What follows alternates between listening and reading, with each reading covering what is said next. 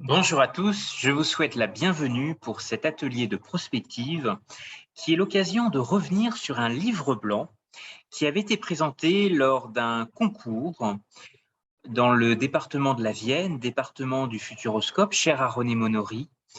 Et ce concours, Imaginons notre futur, avait retenu la problématique suivante: jusqu'à quel point notre société est-elle dépendante de la science? Alors, nous allons regarder ensemble comment justement aborder notre relation à la science. Sommes-nous-en dépendants des progrès qu'elle réalise? L'homme fasciné par la science autant qu'il en a peur? L'occasion de questionner si l'homme ne serait pas prisonnier de son propre désir d'être maître et possesseur de la nature, et si l'homme n'a pas également créé les conditions de sa propre dépendance à la science. C'est un sujet passionnant, profondément humaniste, qui a toute sa place ici dans les terres de René Monory, au contact d'une université prestigieuse, l'université de Poitiers, un campus qui rayonne toujours aujourd'hui à la fois dans l'enseignement à distance avec le CNED, l'ouverture aussi sud-américaine qui est accordée aux sciences politiques avec le campus de Sciences Po et son ouverture sur l'Amérique latine, et puis plus largement des pépites qui existent aussi dans d'autres formes d'enseignement propres à l'esprit humaniste du Grand Ouest de la France, au cœur du Poitou. Alors, est-ce que l'homme, question philosophique, n'a-t-il pas perdu la pensée qui s'y trouvait à l'œuvre? La science est-elle instrumentalisée par une conception idéologique du progrès? Peut-être qu'aujourd'hui, dans les événements assez récents que nous avons traversés, il est possible de considérer l'homme et la science comme étroitement interdépendants.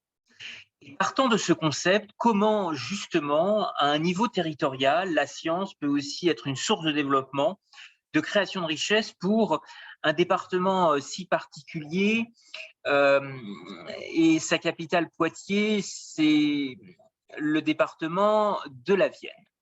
Nous avons identifié dans un livre blanc, en réponse à ce concours, avec mon équipe, 4 dynamiques. La première, c'est l'importance de la santé et de construire un niveau territorial, politique, un département attentif.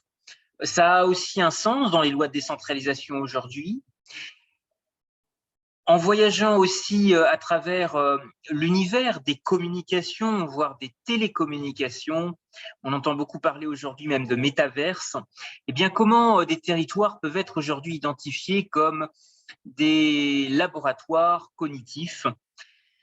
C'est un élément qui fait véritablement sens avec le pari des technologies et de la communication qui avait été imaginé en 1987 à travers le parc du Futuroscope et sa technopole aujourd'hui. Technologie et aussi amène un glissement, bien entendu, sur la cybersécurité, sur la façon dont la sécurité, dans un sens peut-être plus physique, a aussi une dimension pour construire un département qui soit inclusif. Et puis, la santé, les communications et la sécurité nous amènent à glisser sur un autre domaine, une autre sphère philosophique qui est celle de l'éthique. Et là, la prospective en est un moteur de réflexion extrêmement intéressant. Et regardons comment l'activité de recherche et développement peut-elle bénéficier justement à l'ensemble du territoire sur ces différents sujets, sur ces différents chantiers. Quelles composantes territoriales et quelles activités peuvent être développées afin de stimuler la knowledge economy. La knowledge economy, c'est l'économie de la connaissance. Et quelles sont justement dans des dynamiques de partenariat, des dynamiques de collaboration, les ponts à imaginer et à monter ensemble. Alors, regardons, puisque c'est l'une des ambitions aussi que François Dalle, René Monory, plus récemment Jean-Pierre Raffarin avec ses relations avec la Chine et sa fondation Innovation et Prospective, comment pouvons-nous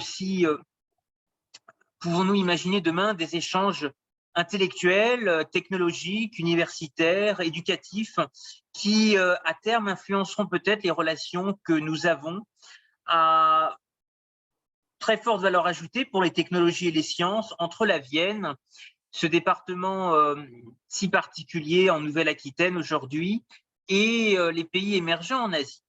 L'occasion de construire quelque chose qui à la fois rapproche les enjeux éducatifs, les enjeux aussi d'autonomisation de la jeunesse, des socles pour de nouvelles relations entre la Vienne et les pays asiatiques.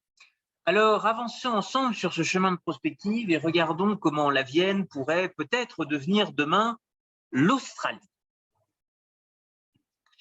Pourquoi regarder le cas de l'Australie? Parce que ce pays a très bien identifié le rôle de l'éducation dans un certain nombre d'éléments liés à son commerce extérieur et à l'exportation qu'il pouvait en tirer en termes de services vers un certain nombre de pays voisins en Asie. Et vous voyez même dans finalement le classement des 10 meilleurs biens et services exportés par l'Australie en valeur en 2007 et en 2008, qu'à côté du charbon, de l'or et même d'un certain nombre d'hydrocarbures, de minéraux, de minerais précieux, aluminium, charbon, eh bien, les services éducatifs se retrouvent en 3e position.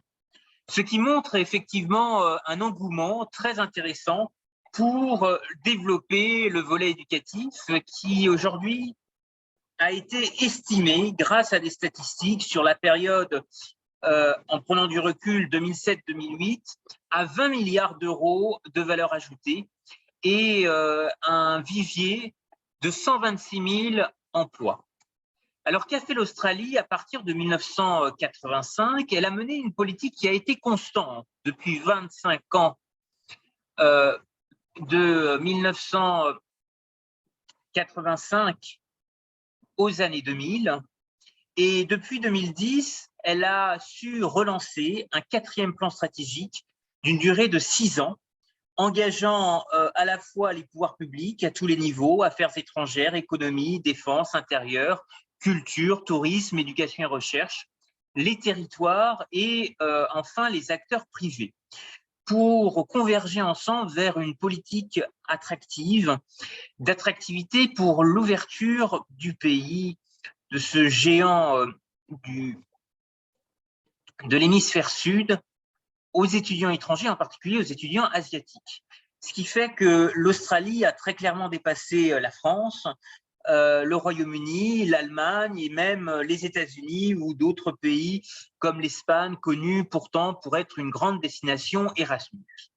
Eh bien, la présence du CNED, de l'enseignement à distance, la présence aussi d'un bassin universitaire dans le secteur de Poitiers, et peut-être aussi une opportunité pour le département de la Vienne pour réfléchir à un positionnement, à un modèle australien qui pourrait demain développer une économie de l'enseignement, cette knowledge economy construite autour de l'enseignement supérieur, des cours intensifs, des formations non académiques et aussi l'accueil, pourquoi pas, de délégations, de chercheurs, d'universitaires. Et également, c'était l'ambition du lycée du Futuroscope, imaginer aussi en matière d'enseignement secondaire des réflexions aussi innovantes, des marges de lycée vert, réfléchir aussi à de nouvelles dynamiques avec les régions qui ont compétence notamment sur la gestion du parc des lycées. Cette filière éducative pourrait rapporter, en se basant sur les chiffres de l'Australie, 5 fois plus à la Vienne, ce département, que la filière automobile.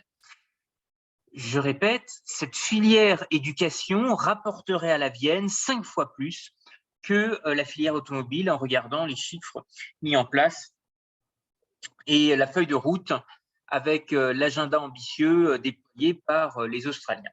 Eh bien, il y a certainement un futur vivier pour exporter demain exporter nos savoir-faire en Asie, développer aussi de nouveaux débouchés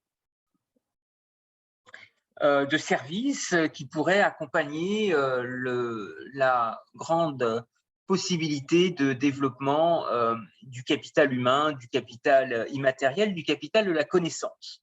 Et ce flux actuel ou en devenir d'étudiants asiatiques qui viendraient se former en Europe, dans la Vienne, à Poitiers, en relation avec, pourquoi pas, des universités inscrites dans les dispositifs Erasmus, en Espagne ou d'autres partenaires méditerranéens, d'Europe du Nord, d'Europe de l'Est, permettrait certainement de fournir des ressources humaines pour exporter demain dans des filières qui sont aussi identifiées comme attractives par des étudiants asiatiques, sciences et engineering, biotechnologie, mathématiques, physique, chimie, mais aussi tout le champ de l'agriculture et de l'agronomie.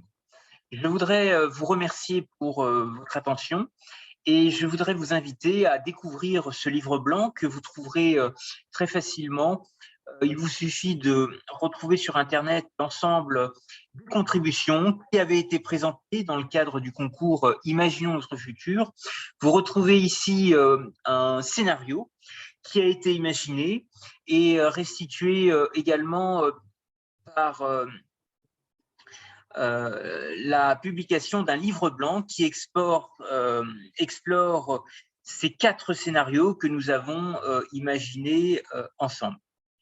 Eh bien, merci pour votre attention et nous vous invitons à regarder aussi l'avenir des territoires, regarder aussi ce cerveau collectif que représente la prospective pour des départements qui, pour leur développement demain, ont aussi besoin de développer de nouvelles ressources et parier plus étroitement sur la science.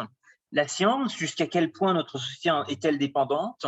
Comment les échanges éducatifs peuvent nous aider à pallier à cette inertie de la confiance que nous traversons aujourd'hui dans le monde dans de nombreuses crises? Eh bien, imaginons notre futur est l'une de ces contributions et j'espère que vous apprécierez de découvrir l'ensemble des travaux qui ont été soutenus grâce à Roselyne Duchambon, directrice de la mission de prospective du conseil départemental de la Vienne et qui a permis à des délégations de jeunes étudiants, de jeunes chercheurs de participer avec des décideurs publics, un jury qui associe également des décideurs privés et de produire ensemble une intelligence collective qui a été valorisée chaque année par de grands rendez-vous que renouvelle aussi le Futuroscope, la Fondation de prospective Innovation et Prospective, aujourd'hui présidée par Jean-Pierre Raffarin. Et ce sont certainement des véhicules de créativité qui pourront demain aussi soulever beaucoup de nouveaux défis et nous inviter à être encore plus audacieux pour imaginer l'avenir. C'est en tout cas l'esprit de ce concours Imaginons notre futur. Je reste à votre disposition si vous souhaitez de plus amples renseignements et je vous remercie une nouvelle fois pour votre intérêt par rapport à ce sujet, la place de l'homme dans son environnement et sa relation également avec les sciences. Merci et à très bientôt pour une prochaine restitution.